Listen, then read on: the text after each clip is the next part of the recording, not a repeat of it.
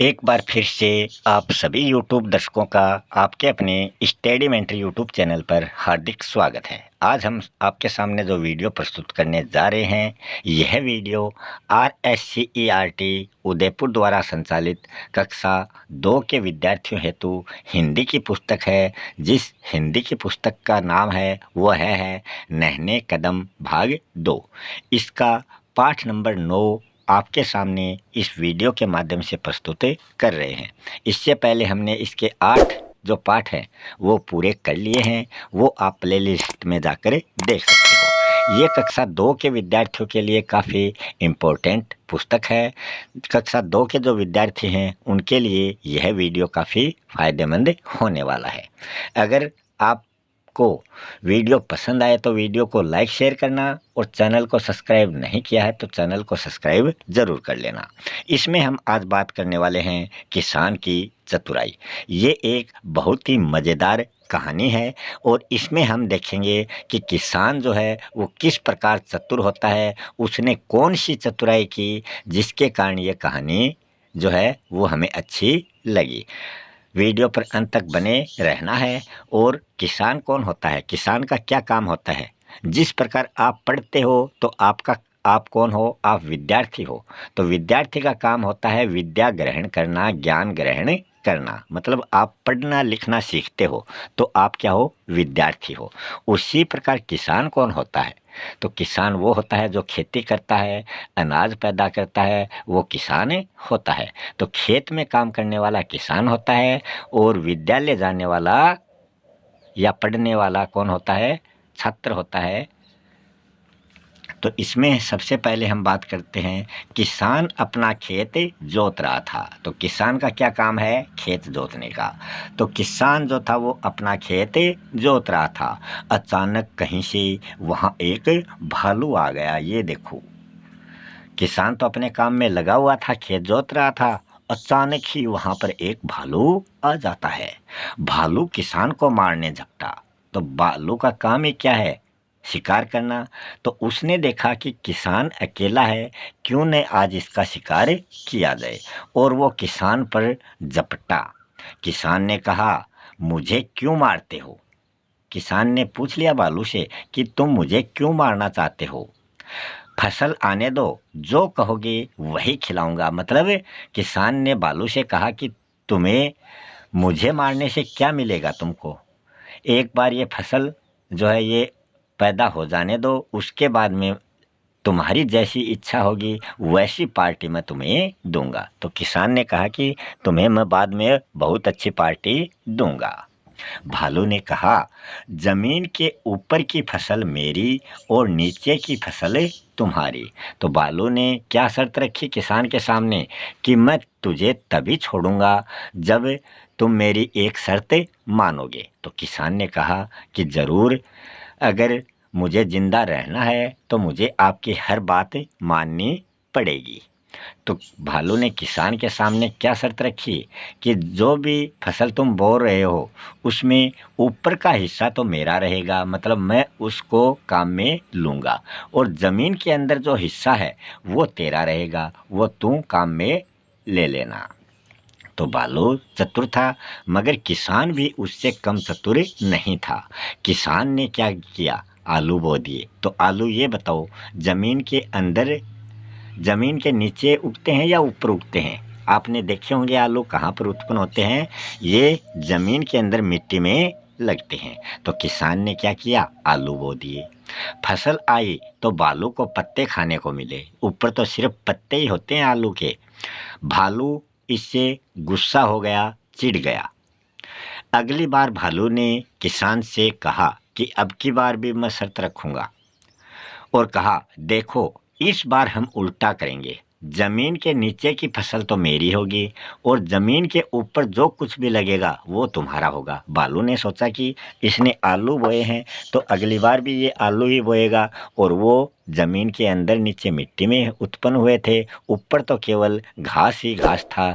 तो इस बार भालू ने अपना फैसला बदला और कहा, जमीन के नीचे जो भी फसल होगी वो तो मेरी है, और ज़मीन के ऊपर वाली तुम्हारी है। उस समय किसान ने क्या बो दिए, किसान ने गेहूं बो दिए। जब फसल पककर तैयार हुई तो किसान को मिले चमकीले गेहूं। तो किसान ने ऊपर ऊपर से गेहूं को काट लिया और भालू को मिली खाली जड़ें। जड़ें जो होती हैं वो मिट्टी के नीचे ही तो दबी रहती हैं गेहूं की। आपने खेतों में देखा होगा गेहूं की जो बालियां हैं वो तो ऊपर होती हैं, तो वो तो किसान ने काट ली और नीचे जो जड़ें थी मिट्टी में वो भालू के लिए छोड़ दी। भालू दोबारा से गुस्सा हो गया, खींच गया। इस बार भालू ने किसान को मजा चखाने की सोच ली। भालू ने सोचा कि किसान तो बड़ा चतुर है, चालाक है, इस बार उसको मैं मजा चखाऊंगा। उसने किसान से कहा कि अब की बार तुम्हें क्या करना है, जमीन के सबसे ऊपर और नीचे की फसल मेरी होगी और बीच में जो फसल होगी वो तुम्हारी होगी। कि जैसे गेहूं में ऊपर बालियां लगी थी वो काम की थी और आलू में ज़मीन के अंदर नीचे लगे थे वो काम के थे। तो अब की बार भालू ने वो दोनों चीज़ें उस किसान से मांग ली कि ऊपर का हिस्सा भी मेरा और नीचे का भी मेरा, बीच का तुम्हारा। तो किसान ने भालू की बात मान ली। मानता नहीं तो क्या करता, बेचारे की जान आफत में पड़ी हुई थी। इस बार किसान ने क्या बो दिया, किसान ने गन्ना बो दिया। तो तीसरी बार किसान ने क्या किया, गन्ना बो दिया। फसल आई तो भालू को मिले पत्ते और जड़ें और भालू का सर क्या हो गया, इससे चकरा गया। भालू ने सोच लिया कि किसान को हराना उसके बस की बात नहीं है। तो इस प्रकार आपको पता चल गया होगा कि किसान किस प्रकार से चतुर था और उसने अपनी क्या चतुराई भालू को दिखाई, उससे उसके प्राण भी बच गए और उसकी फसल भी बच गई। यहाँ हम इसके कुछ क्वेश्चन करने वाले हैं। किसान ने भालू से अपनी जान कैसे बचाई? किसान ने भालू से अपनी जान उसकी बात मानकर बचाई। आप भालू की जगह होते तो किसान से फसल कैसे लेते? अगर आप मान लो आप भालू हो तो आप किसान से क्या मांगते? ऊपर का हिस्सा, नीचे का हिस्सा या फिर बीच का हिस्सा, या फिर आप किसान को खा जाते? ये आपको कमेंट बॉक्स में बताना है। भालू से छुटकारा पाने के लिए किसान ने क्या क्या किया? एक बार तो उसने आलू बो दिए, दूसरी बार उसने गेहूं बो दी, तीसरी बार उसने गन्ना बो दिया। तो हर बार जो था वो भालू हार गया था और किसान को हर बार फायदा हुआ था। कहानी में कुछ शब्द आए हैं, झपट्टा।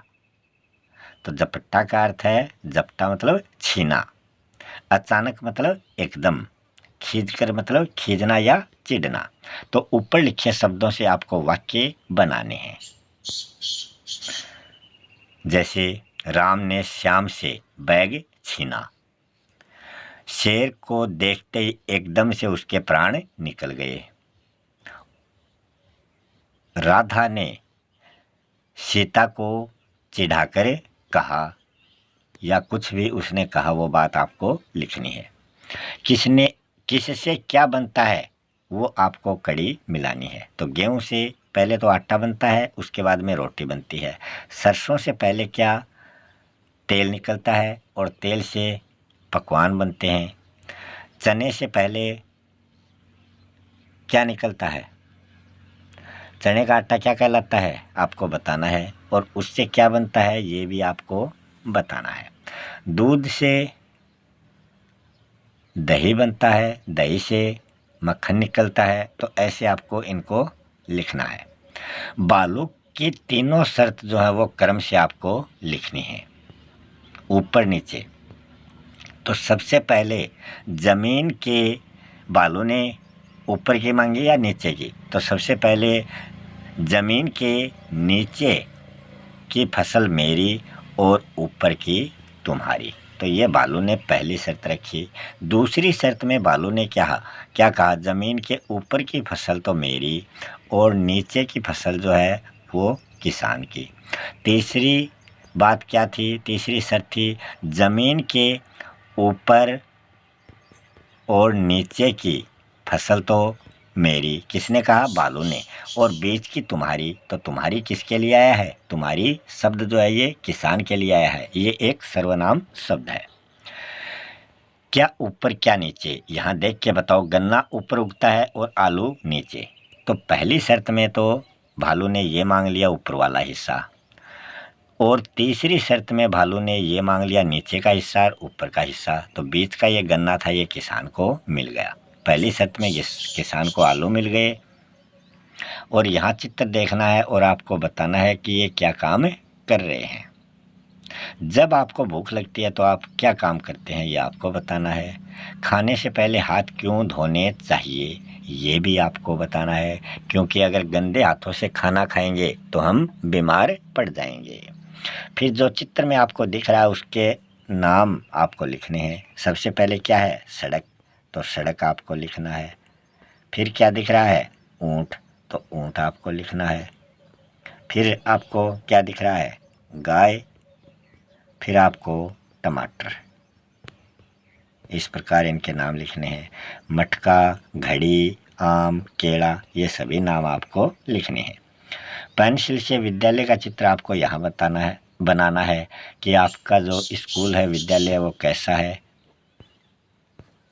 फिर यहाँ ध ध्वनि वाले को पहचानना है, तो ध से कौन सा शुरू होता है,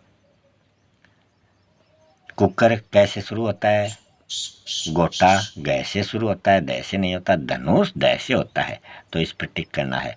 लड्डू ल से होता है, तो इस पर भी टिक नहीं करना है।